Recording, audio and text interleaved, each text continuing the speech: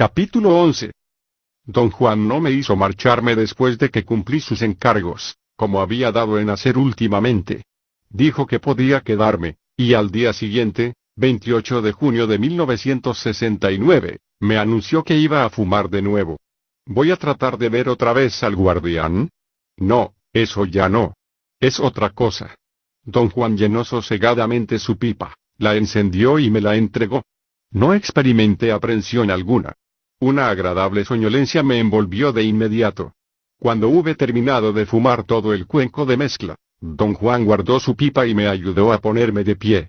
Habíamos estado sentados, el uno frente al otro, en dos petates que él colocó en el centro de su cuarto. Dijo que íbamos a dar un paseo y me animó a caminar, empujándome suavemente. Di un paso y mis piernas se doblaron. No sentí dolor cuando mis rodillas dieron contra el piso. Don Juan sostuvo mi brazo y me empujó nuevamente a mis pies. Tienes que caminar, dijo, igual que como te levantaste la otra vez. Debes usar tu voluntad. Yo parecía hallarme pegado al suelo. Intenté dar un paso con el pie derecho y casi perdí el equilibrio. Don Juan asió mi brazo derecho a la altura del sobaco y me aventó con suavidad hacia adelante, pero las piernas no me sostuvieron, y habría caído sobre la cara si don Juan no hubiese tomado mi brazo y amortiguado mi caída. Me sostuvo por el sobaco derecho y me hizo reclinarme en él. Yo no sentía nada, pero estaba seguro de que mi cabeza reposaba en su hombro. Mi perspectiva de la habitación era sesgada. Me arrastró en esa postura alrededor de la ramada. Dimos 2 vueltas en forma por demás penosa. Finalmente, supongo, mi peso se hizo tan grande que don Juan tuvo que dejarme caer en el suelo. Supe que no le sería posible moverme. En cierto modo, era como si una parte de mí quisiera deliberadamente hacerse pesada como el plomo. Don Juan no hizo ningún esfuerzo por levantarme. Me miró un instante. Yo yacía sobre la espalda, encarándolo. Traté de sonreírle y él empezó a reír, luego se agachó y me golpeó el vientre con la palma de la mano. Tuve una sensación de lo más peculiar. No era dolorosa ni agradable ni nada que se me ocurriera. Fue más bien una sacudida. Inmediatamente, don Juan empezó a rodarme. Yo no sentía nada, supuse que me hacía rodar porque mi visión del pórtico cambiaba de acuerdo con un movimiento circular. Cuando don Juan me tuvo en la posición que deseaba, retrocedió unos pasos. «Párate», ordenó imperiosamente. «Párate como el otro día. No te andes con tonterías. ¿Sabes cómo pararte? Párate ya». Apliqué mi atención a recordar las acciones que había ejecutado en aquella ocasión, pero no podría pensar con claridad. Era como si mis pensamientos tuviesen voluntad propia por más que yo trataba de controlarlos. Finalmente, se me ocurrió la idea de que si decía arriba, como había hecho antes, me levantaría sin duda alguna. Dije, arriba claro y fuerte, pero nada sucedió. Don Juan me miró con disgusto evidente y luego caminó hacia la puerta. Yo estaba acostado sobre el lado izquierdo y tenía a la vista el área frente a la casa. La puerta quedaba a mi espalda, de modo que cuando don Juan se perdió de vista detrás de mí supuse inmediatamente que había entrado. «Don Juan», exclamé, pero no respondió. Tuve un avasallador sentimiento de impotencia y desesperación. Quería levantarme. Dije, arriba una y otra vez, como si esa fuera la palabra mágica que me haría moverme. No pasó nada. Sufrí un ataque de frustración y tuve una especie de berrinche. Quería golpearme la cabeza contra el piso y llorar. Pasé momentos de tortura deseando moverme o hablar y sin poder hacer ninguna de las dos cosas. Me hallaba en verdad inmóvil, paralizado. «Don Juan, ayúdeme». Logré berrear por fin. Don Juan regresó y tomó asiento frente a mí, riendo. Dijo que me estaba poniendo histérico y que cuanto me hallara experimentando carecía de importancia. Me alzó la cabeza y, mirándome de lleno, dijo que yo sufría un ataque de falso miedo. Me dijo que no me agitara. «Tu vida se está complicando», dijo. «Líbrate de lo que te está haciendo perder la compostura. Quédate aquí calmado y recomponte». Puso mi cabeza en el suelo. Pasó por encima de mí y todo lo que pude percibir fue el arrastrar de sus huaraches mientras se alejaba. Mi primer impulso fue agitarme de nuevo, pero no pude reunir la energía necesaria para llevarme a ese punto. En vez de ello, me sentí deslizar a un raro estado de serenidad. Un gran sentimiento de calma me envolvió. Supe cuál era la complejidad de mi vida. Era mi niño. Más que ninguna otra cosa en el mundo, yo quería ser su padre. Me gustaba la idea de moldear su carácter y llevarlo a excursiones y enseñarle cómo vivir, y sin embargo aborrecía la idea de coaccionarlo para que adoptara mi forma de vida, pero eso era precisamente lo que yo tendría que hacer, coaccionarlo por medio de la fuerza o por medio de ese mañoso conjunto de razones y recompensas que llamamos comprensión. Debo soltarlo, pensé. No debo adherirme a él. Debo ponerlo en libertad. Mis pensamientos evocaron un aterrador sentimiento de melancolía. Empecé a llorar.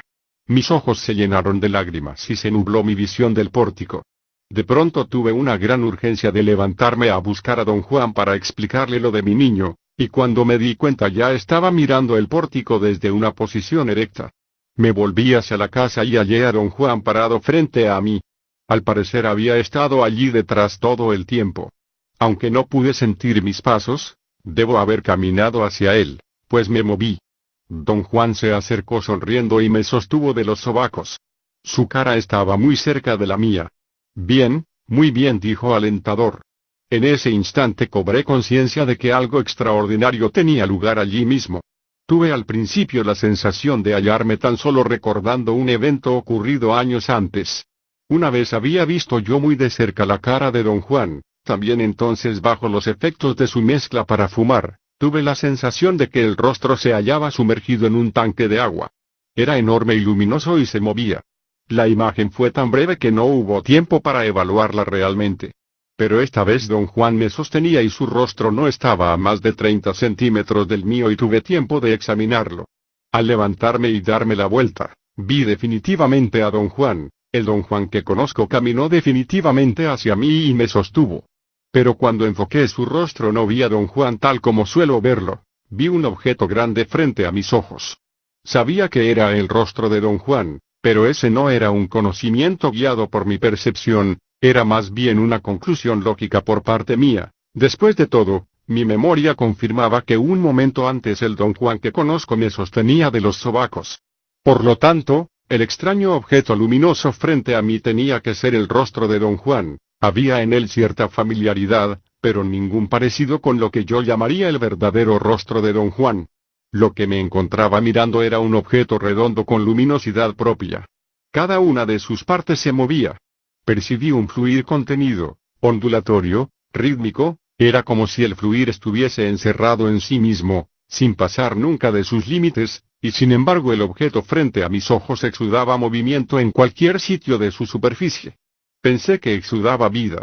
De hecho, estaba tan vivo que me ensimismé mirando su movimiento. Era un oscilar hipnótico. Se hizo cada vez más absorbente, hasta no serme posible discernir qué era el fenómeno frente a mis ojos. Experimenté una sacudida súbita, el objeto luminoso se emborronó, como si algo lo sacudiera, y luego perdió su brillo para hacerse sólido y carnal. Me hallé entonces mirando el conocido rostro moreno de don Juan. Sonreía con placidez. La visión de su rostro verdadero duró un instante y luego la cara adquirió nuevamente un brillo, un resplandor, una iridiscencia. No era luz como estoy acostumbrado a percibirla, ni siquiera un resplandor, más bien era movimiento, el parpadeo increíblemente rápido de algo. El objeto brillante empezó otra vez a sacudirse de arriba a abajo, y eso rompía su continuidad ondulatoria. Su brillo disminuía con las sacudidas, hasta que de nuevo se volvió la cara sólida de don Juan, como lo veo en la vida cotidiana. En ese momento me di cuenta, vagamente, de que don Juan me sacudía. También me hablaba. Yo no comprendía lo que estaba diciendo, pero como siguió sacudiéndome terminé por oírlo. No te me quedes viendo. No te me quedes viendo, repetía. Rompe tu mirada. Rompe tu mirada. Aparta los ojos. El sacudir de mi cuerpo pareció forzarme a desplantar mi mirada fija. Aparentemente no veía el objeto luminoso más que cuando escudriñaba el rostro de don Juan.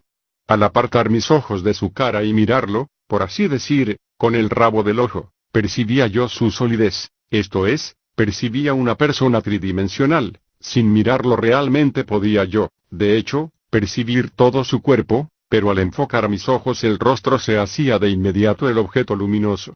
No me mires para nada, dijo don Juan con gravedad. Aparté los ojos y miré el suelo. No claves la vista en ninguna cosa, dijo don Juan imperiosamente, y se hizo a un lado para ayudarme a caminar. Yo no sentía mis pasos ni podía explicarme cómo ejecutaba el acto de caminar, pero, con don Juan sosteniéndome del sobaco, llegamos hasta la parte trasera de su casa. Nos detuvimos junto a la zanja de irrigación. Ahora quédate viendo el agua, me ordenó don Juan. Miré el agua, pero no podía fijar la vista. De algún modo, el movimiento de la corriente me distraía. Don Juan siguió instándome, en son de broma, a ejercitar mis poderes de contemplación, pero no pude concentrarme. Observé de nuevo el rostro de don Juan, pero el resplandor ya no se hizo evidente.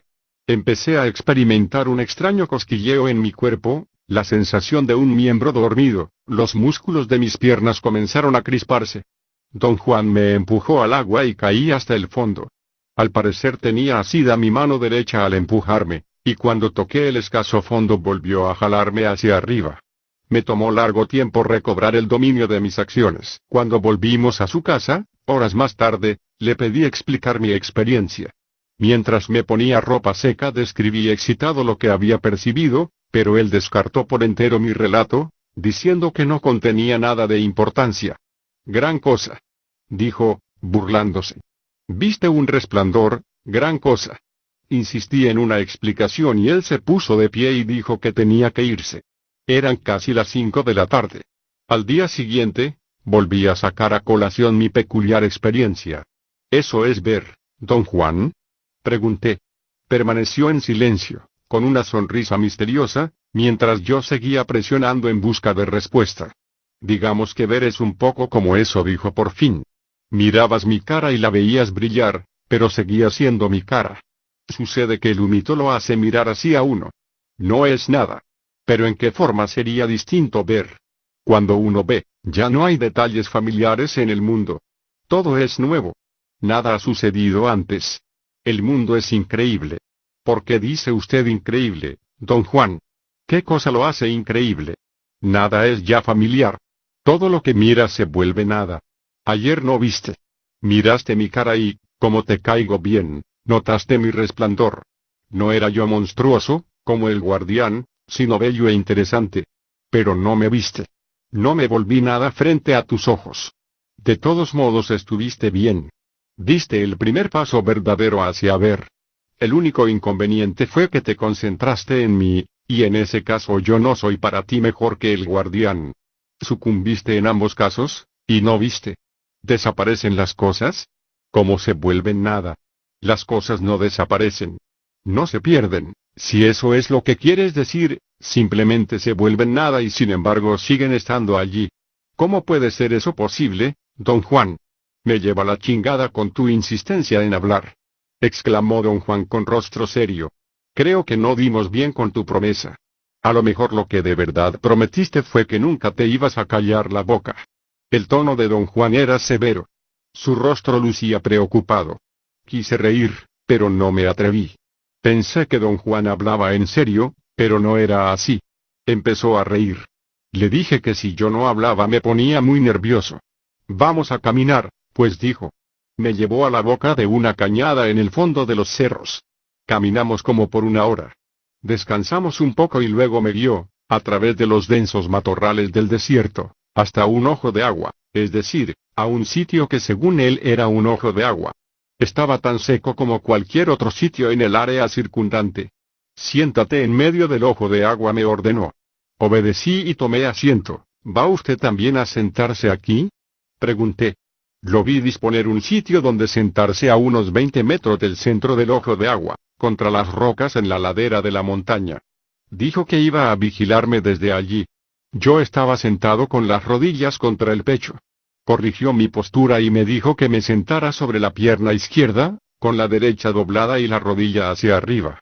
El brazo derecho debía estar a un lado, con el puño descansando sobre el suelo, mientras mi brazo izquierdo se hallaba cruzado sobre el pecho. Me dijo que lo encarara y que permaneciera allí, relajado pero no abandonado. Luego sacó de su morral una especie de cordón blancuzco. Parecía un gran lazo. Lo enlazó en torno de su cuello y lo estiró con la mano izquierda hasta que estuvo tenso. Rasgueó la apretada cuerda con la mano derecha. Hizo un sonido opaco, vibratorio. Aflojó el brazo y me miró y dijo que yo debía gritar una palabra específica si empezaba a sentir que algo se venía a mí cuando él tocara la cuerda. Pregunté qué era lo que se suponía que viniera hacia mí y él me ordenó callarme.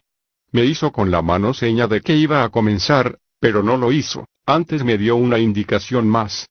Dijo que si algo se venía hacia mí de modo muy amenazante, yo debía adoptar la posición de pelea que él me había enseñado años antes. Consistía en danzar, golpeando el suelo con la punta del pie izquierdo, mientras se daban palmadas vigorosas en el muslo derecho.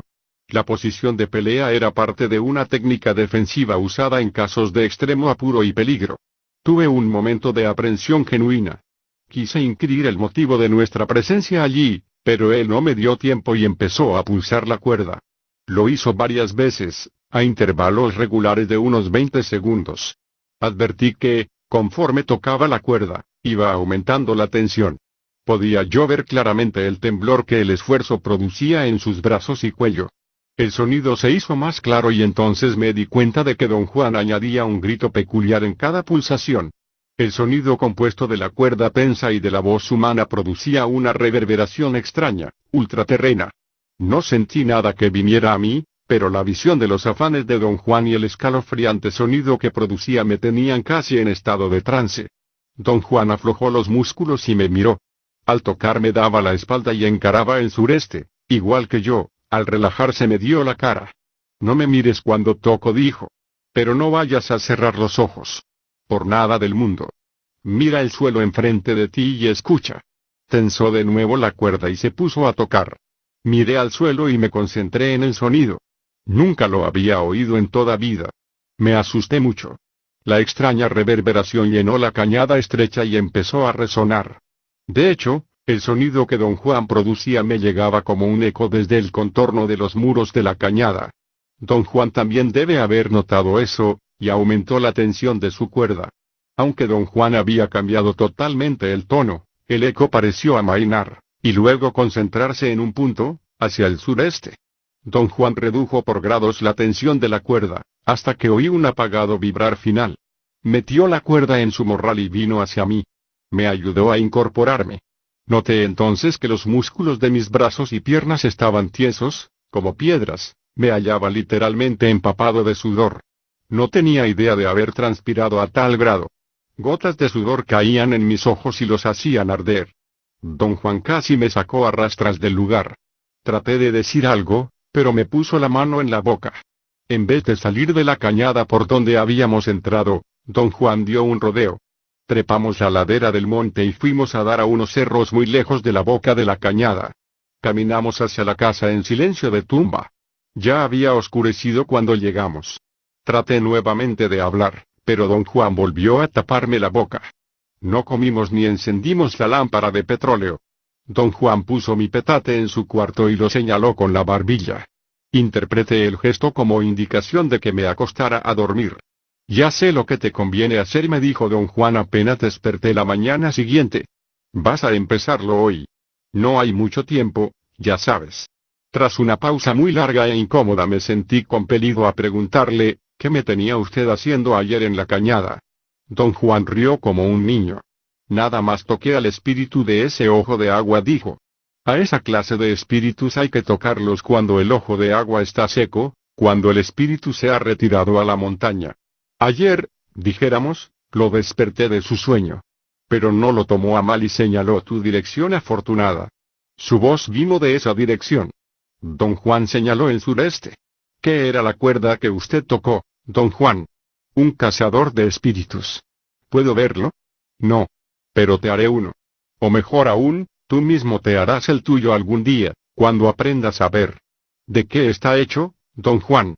El mío es un jabalí. Cuando tengas uno te darás cuenta de que está vivo y puede enseñarte los diversos sonidos de su gusto. Con práctica, llegarás a conocer también a tu cazador de espíritus, que juntos harán sonidos llenos de poder. ¿Por qué me llevó usted a buscar el espíritu del ojo de agua, don Juan? Eso lo sabrás muy pronto. A eso de las 11:30 am nos sentamos bajo su ramada, donde él preparó su pipa para que yo fumase. Me dijo que me levantara cuando mi cuerpo estuviese totalmente adormecido. Lo logré con gran facilidad. Me ayudó a caminar un poco. Quedé sorprendido de mi control, pude dar 2 vueltas a la ramada por mí mismo. Don Juan permanecía junto a mí, pero sin guiarme ni apuntalarme. Luego, tomándome por el brazo me llevó a la zanja de irrigación. Me hizo sentar en el borde y me ordenó imperiosamente mirar el agua y no pensar en nada más. Traté de enfocar mi mirada en el agua, pero su movimiento me distraía. Mi mente y mis ojos empezaron a vagar a otros elementos del entorno inmediato. Don Juan me sacudió la cabeza de arriba a abajo y me ordenó de nuevo mirar solo el agua y no pensar en absoluto.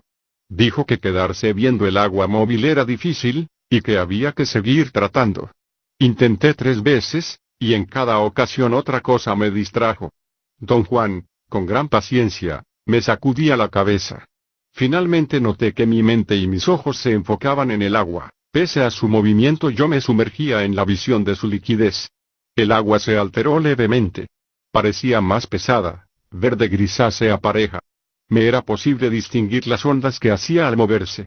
Eran ondulaciones extremadamente marcadas. Y entonces tuve de pronto la sensación de no estar mirando una masa de agua móvil sino una imagen del agua. Lo que tenía ante mis ojos era un segmento congelado del agua fluyente. Las ondas estaban inmóviles. Podía mirar cada una. Luego empezaron a adquirir una fosforescencia verde, y una especie de niebla verde emanó de ellas.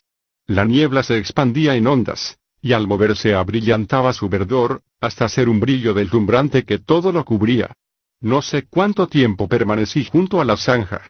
Don Juan no me interrumpió. Me hallaba inmerso en el verde resplandor de la niebla. Podía sentirlo en todo mi derredor. Me confortaba. No tenía yo pensamientos ni sensaciones. Solo tenía una tranquila percepción, la percepción de un verdor brillante y apaciguador. Una gran frialdad y humedad fue lo siguiente de lo que tuve conciencia. Gradualmente me di cuenta de que estaba sumergido en la zanja. En cierto momento el agua se metió en mi nariz, y la tragué y me hizo toser. Tenía una molesta comezón en la nariz, y estornudé repetidamente. Me puse en pie y solté un estornudo tan fuerte que una ventosidad lo acompañó. Don Juan aplaudió riendo. Si un cuerpo se pedorrea, es que está vivo, dijo. Me hizo seña de seguirlo y caminamos a su casa. Pensé quedarme callado. En cierto sentido, esperaba hallarme en un estado de ánimo solitario y hosco, pero realmente no me sentía cansado ni melancólico. Me sentía más bien alegre, y me cambié de ropa muy rápido. Empecé a silbar. Don Juan me miró con curiosidad y fingió sorprenderse. Abrió la boca y los ojos. Su gesto era muy gracioso, y me reí bastante más de lo que venía al caso. «Estás medio loco», dijo, y rió mucho por su parte.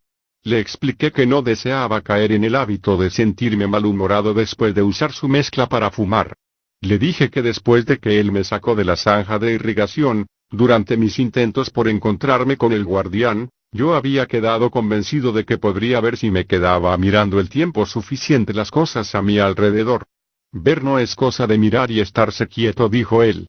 Ver es una técnica que hay que aprender. O a lo mejor es una técnica que algunos de nosotros ya conocemos. Me escudriñó como insinuando que yo era uno de quienes ya conocían la técnica. ¿Tienes fuerzas para caminar?, preguntó. Dije que me sentía bien, lo cual era cierto. No tenía hambre, aunque no habría comido en todo el día. Don Juan puso en una mochila algo de pan y carne seca, me la dio y con la cabeza me hizo gesto de seguirlo. ¿Dónde vamos?, pregunté. Señaló los cerros con un leve movimiento de cabeza. Nos encaminamos hacia la misma cañada donde estaba el ojo de agua, pero no entramos en ella. Don Juan trepó por las peñas a nuestra derecha, en la boca misma de la cañada. Ascendimos la ladera. El sol estaba casi en el horizonte. Era un día templado, pero yo sentía calor y sofoco. Apenas podía respirar.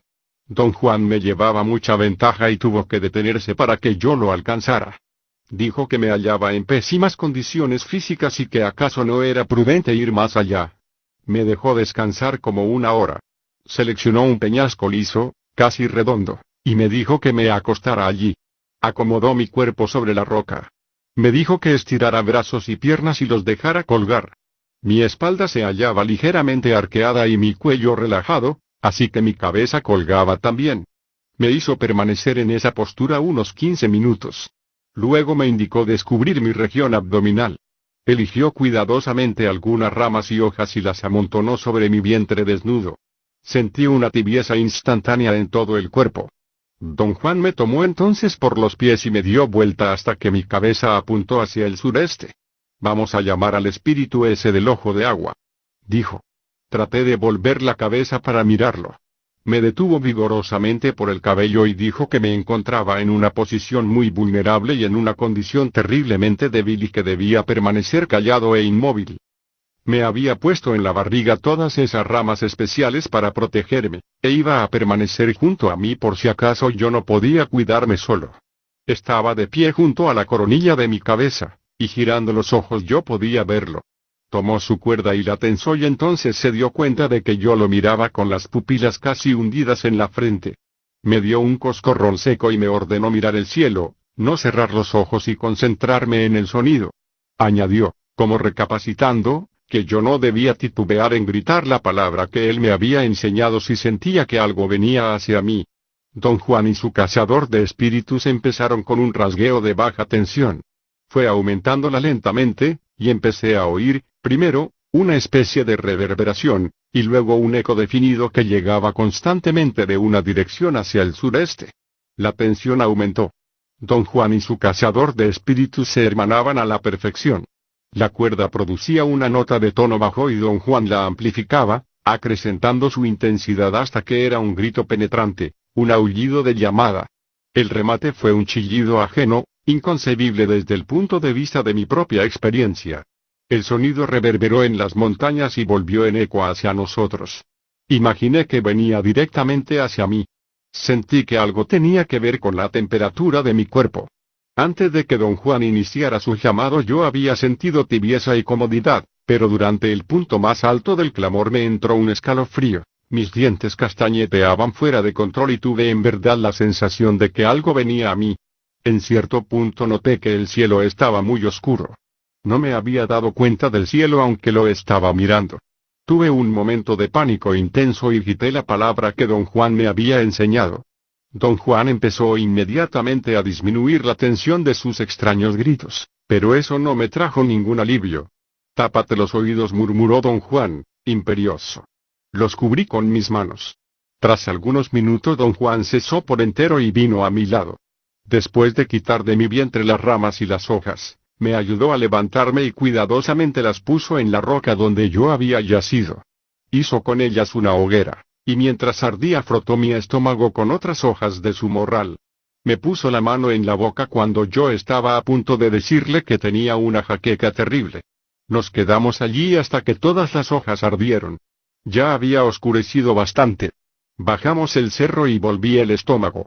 Mientras caminábamos a lo largo de la zanja, don Juan dijo que yo había hecho bastante y que no debía quedarme.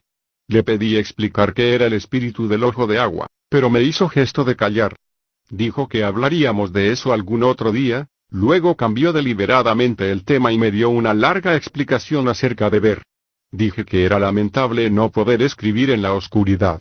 Pareció muy complacido y dijo que la mayor parte del tiempo yo no prestaba atención a lo que él decía a causa de mi decisión de escribirlo todo. Habló de ver como un proceso independiente de los aliados y las técnicas de la brujería. Un brujo era una persona que podía dominar a un aliado y, en esa forma, manipular para su propia ventaja el poder de un aliado, pero el hecho de que dominara a un aliado no significaba que pudiera ver. Le recordé que antes me había dicho que era imposible ver si no se tenía un aliado. Don Juan repuso con mucha calma que había llegado a la conclusión de que era posible ver sin dominar un aliado. Sentía que no había razón para lo contrario, pues ver no tenía nada en común con las técnicas manipulatorias de la brujería, que solo servían para actuar sobre nuestros semejantes. Las técnicas de ver, por otra parte, no tenían efecto sobre los hombres. Mis ideas eran muy claras. No experimentaba fatiga ni soñolencia ni tenía ya malestar de estómago, caminando con don Juan. Tenía mucha hambre, y cuando llegamos a su casa me atraganté de comida. Después le pedí hablarme más sobre las técnicas de ver. Sonrió ampliamente y dijo que yo era de nuevo yo mismo. Como dije que las técnicas de ver no tienen ningún efecto sobre nuestros semejantes. Ya te dije, respondió. Ver no es brujería. Pero es fácil confundirnos, porque un hombre que ve puede aprender, en menos que te lo cuente, a manipular un aliado y puede hacerse brujo. O también, un hombre puede aprender ciertas técnicas para dominar un aliado y así hacerse brujo, aunque tal vez nunca aprenda a ver. Además, ver es contrario a la brujería. Ver le hace a uno darse cuenta de la insignificancia de todo eso. ¿La insignificancia de qué, don Juan? La insignificancia de todo. No dijimos nada más. Me sentía muy calmado y ya no quería hablar. Yacía de espaldas sobre un petate. Había hecho una almohada con mi chaqueta. Me sentía cómodo y feliz y pasé horas escribiendo mis notas a la luz de la lámpara de petróleo. De pronto don Juan habló de nuevo. Hoy estuviste muy bien, dijo. Estuviste muy bien en el agua. El espíritu del ojo de agua simpatiza contigo y te ayudó en todo momento. Me di cuenta entonces de que había olvidado relatarle mi experiencia. Empecé a describir la forma en que había percibido el agua. No me dejó continuar. Dijo saber que yo había percibido una niebla verde. Me sentí compelido a preguntar, ¿cómo sabía usted eso, don Juan? Te vi. ¿Qué hice? Nada, estuviste allí sentado mirando el agua, y por fin percibiste la neblina verde. ¿Fue eso ver? No. Pero anduviste muy cerca. Te estás acercando. Me excité mucho. Quise saber más al respecto. Don Juan rió e hizo burla de mis ansias. Dijo que cualquiera podía percibir la niebla verde porque era como el guardián, algo que inevitablemente estaba allí, de modo que percibirla no era gran hazaña. Cuando dije que estuviste bien, me refería a que no te inquietaste, dijo, como cuando te encontraste con el guardián. Si te hubieras puesto inquieto yo habría tenido que sacudirte la cabeza y regresarte. Siempre que un hombre entra en la niebla verde, su maestro tiene que quedarse con él por si la niebla lo empieza a atrapar. Tú solo puedes dar el salto y escapar del guardián, pero no puedes escapar por ti mismo de las garras de la niebla verde. Al menos al principio. A lo mejor más tarde aprendes un modo de hacerlo. Ahora estamos tratando de averiguar otra cosa. ¿Qué estamos tratando de averiguar? Si puedes ver el agua. ¿Cómo sabré que la he visto, o que la estoy viendo? Sabrás. Te confundes solo cuando hablas.